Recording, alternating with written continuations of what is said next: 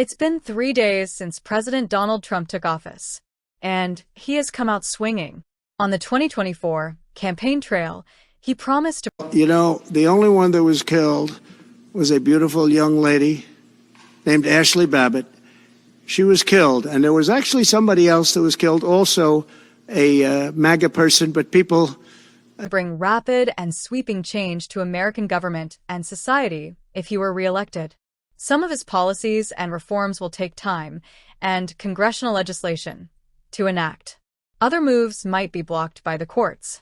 In the first days of his presidency, however, Trump has already made waves with dozens of unilateral orders and actions that represent a substantial expansion of White House power. For many of his supporters so far, it looks like he has delivered on his promises. He signed all the executive orders that he told us he was going to do, said 68-year-old Rick Frazier, a loyal Trump supporter from Ohio who has attended more than 80 of his rallies. "I'm satisfied with all that. That has been cause for concern among some." Marion Budde, the Episcopal Bishop of Washington, publicly asked Trump during a prayer service on Tuesday at the National Cathedral to have mercy upon people in our country who are scared now. 105. Watch, I'm sorry you lost. Trump supporters on those who didn't vote for him. Nowhere has this display of presidential authority been more prominent than on the topic of immigration, which polls suggest was a significant concern for many voters. Just hours after taking office, Trump declared an emergency at the U.S.-Mexico border, allowing him to deploy more U.S. military personnel to the area. He effectively closed the country to all new asylum seekers and suspended already approved resettlement flights for refugees. Mr. Frazier's daughter died of a heroin overdose last year. He told the BBC that the southern border was his top issue in the 2024 election. "In my opinion, had the border been closed, my daughter would not have had access to the compound that killed her," he said.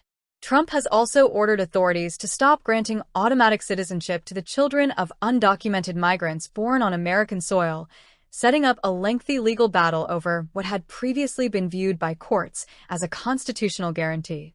One step that Trump repeatedly promised, but has yet to show signs of implementing, is mass deportations of migrants who crossed illegally into the U.S., something he said would start on day one of his presidency. While some Trump officials have said the deportation process has begun, there have been no signs yet of the kind of law enforcement raids or other expansive actions that would be necessary to detain and remove the millions of undocumented migrants who currently reside in the U.S. Brian Lanza, who previously served as a senior advisor to Trump, told the BBC's Americast podcast that the total number of deportations is less important than the message it sends. "It's never about a number," he said. "It's more about the PR. If you deport 1 million undocumented migrants," he said, "then the rest will start wondering if they're next, and take steps to return to their home countries. Illegals aren't welcomed here," he said. "Every other country is allowed to say that. Why shouldn't we?" Banner reading Trump inauguration. Live. Follow BBC's live coverage. Analysis. 6 Trump executive orders to watch. In depth. Relationship with Europe this time may be very different. Pardons. January 6th defendants get nearly everything they wanted. Immigration was a major issue that helped propel Trump to the White House, but in terms of voter concerns, it was still dwarfed by worries about the economy and inflation. So far, the president has focused on energy policy, tying it directly to the high prices that millions of Americans have struggled with. When energy comes down, the prices of food and the prices of everything else come down, Trump said on Tuesday evening. Energy is the big baby. To that end, Trump declared a national energy emergency and rescinded Biden-era protections for fossil fuel extraction in Alaska and in American coastal waters. He also started the process of withdrawing the U.S. from the Paris Climate Agreement, which commits nations to slashing emissions to try to avoid the most extreme effects of climate change. Even optimistic estimates suggest these moves will take time to show any results, but Aziz Wehbi, a Syrian-American Republican voter in Allentown, Pennsylvania, said he was pleased by what he had seen so far. "That's a good sign for the economy, and for those of us who run businesses," he said. "The economy is starting to move and not be frozen. Everyone will notice that." One topic that Trump has mentioned, but hasn't acted on yet, is tariffs. He had pledged to slap them on some of America's biggest trade partners on day one to protect American industries and generate new revenue to fund his favored government programs. Economists, including some in the Trump administration, have cautioned that tariffs could drive up consumer costs and hurt American businesses that rely on imports in their supply chain. It could be a reason why Trump, with his eye on the stock market and economic growth, is treading more carefully when it comes to trade. Many of President Trump's other early executive actions focused on reshaping the vast federal workforce. He has reinstated rules that allow him to fire senior-level civil servants, suspended new regulations and hiring, and ordered all federal employees involved in DEI, diversity, equity, and inclusion programs to be put on paid leave.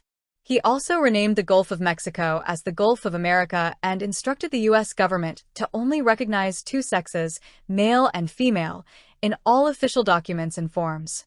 The changes, while controversial, have also been extremely popular with Trump's base, a sign that the president will continue to lean into contentious cultural issues. Trump's second term is just getting started. He promises more significant presidential actions in the days ahead, moves that will almost certainly test the limits of presidential power. But the big splash, the noise, the drama, says former advisor Lanza, isn't a problem for the president. It's his strength. Where we are in modern politics today, which people haven't figured out, is that from our standpoint, to communicate to voters are supportive of our issues, controversy enhances the message, he said. How do you get your message heard amid the overwhelming din of modern politics? It's the controversy. Understand that, and the strategy behind Trump's frenetic first days in office is focus. If you were to work under the assumption that you're serious about making Canada the 51st state of the United States, the leader of the Conservative Party in Canada said, under no circumstance will it ever be the 51st state. Maybe he won't win, but maybe he will. I don't care. You had suggested Listen, I don't care what he says. But Sir Lopez, you said you were considering military force to acquire Panama and Greenland. Are you also considering military force to annex and acquire Canada? No. Economic force. Because Canada and the United States, that would really be something. You get rid of that artificially drawn line, and you take a look at what that looks like, and it would also be much better for national security. Don't forget, we basically protect Canada. But here's the problem with Canada. So many friends up there. I love the Canadian people. They're great. But we're spending hundreds of billions a year to protect it. We're spending hundreds of billions a year to take care of Canada. We lose in trade deficits. We're losing massive. We don't need their cars. You know, they make 20% of our cars. We don't need that. I'd rather make them in Detroit. We don't need the cars. We don't need their lumber. We have massive fields of lumber. We don't need their lumber. We have to unrestrict them because stupid people put, restrictions on, but I can do that with an executive order. We don't need anything they have. We don't need their dairy products. We have more than they have. We don't need anything. So why are we losing $200 billion a year and more to protect Canada? And I said that to, as I called him, Governor Trudeau. I said, listen, what would happen if we didn't subsidize you, if we didn't, because we give them a lot of money. We help them. As an example, we're buying icebreakers, and Canada wants to join us in the buying of icebreakers. I said, we don't really want to have a partner in the buying of icebreakers. We don't need a partner. But no right. Nope. No right. Here's what we have. We have a right not to help them with their financial difficulties because we owe $36 trillion too. We're going to start knocking it out.